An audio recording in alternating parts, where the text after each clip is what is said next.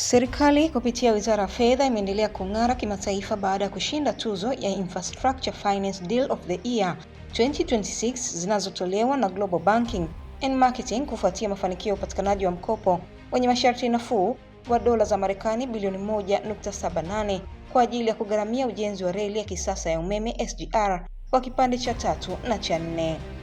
Tuzo hiyo imepokelewa na Kaimu Naibu Katibu Mkuu Wizara ya Fedha Bwana Rashid Bade kwa niaba ya Wizara ya Fedha katika hafla ya utoaji wa tuzo za Global Banking and Marketing iliyofanyika jijini Cape Town, Afrika ya Kusini. Ushindi huo unatokana na mpango mahiri wa utafutaji ufadhili wa mradi huo mkubwa wa kimkakati unaotarajiwa kuchochea ukuaji wa uchumi na kurahisisha usafirishaji nchini na ukanda wa maziwa makuu. Mkopo uliopatikana kupitia ushirikiano kati ya taasisi za bima kutoka nchi za Sweden, Poland na Italy pamoja na benki za maendeleo ya kikanda chini ya uratibu wa benki ya Standard Chartered.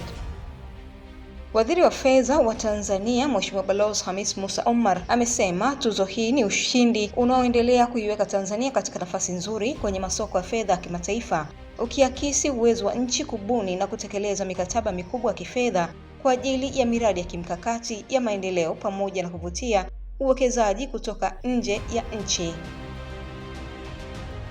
Tuzo za Global Banking and Marketing ambazo zimekuwa zikitolewa tangu mwaka 2014 zinalenga kutambua nchi na taasisi zilizofanikiwa kuingia mikataba bora ya kifedha kupitia masoko ya mitaji na mikopo, huku vigezo vinavyozingatiwa ni pamoja na ubunifu wa miundo wa kifedha na unafuu wa masharti ya mikataba pamoja na ubora wa utekelezaji wa mipango ufadhili wa miradi husika.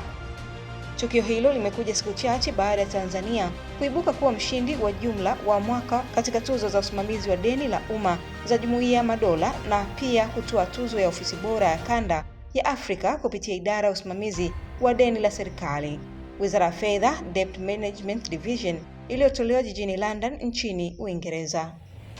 Mimi ni Helena Onesmo na hii ni Mtajirishaji Media. Usisahau kusubscribe, kulike, kucomment na kushare.